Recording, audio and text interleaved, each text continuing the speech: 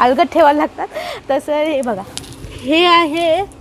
ह्याच्यामध्ये आपण म्हणजे पूर्वी हे भाताचं पिठलं वगैरे करायचे ना, त्यावेळी ह्याचा वापर जास्त करायची. खिम्मट भात म्हणजे भाताचं मीठ टाकून जो भात करायची पूर्वी, ते ह्यामध्ये करायची जास्ती करून.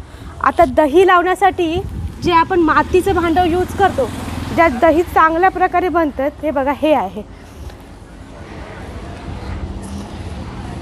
हे अशा प्रकारे ह्याच्यामध्ये आपण दही लावलं की सुंदर असं दही बनतं, अगदी पाणी सुटत नाही. आता आपण पाहणार आहोत, हे बघा, हे नवीन पद्धतीचं असं हे कलरफुल मडकं. हे बघा, हे अशा पद्धतीचं आहे. त्याला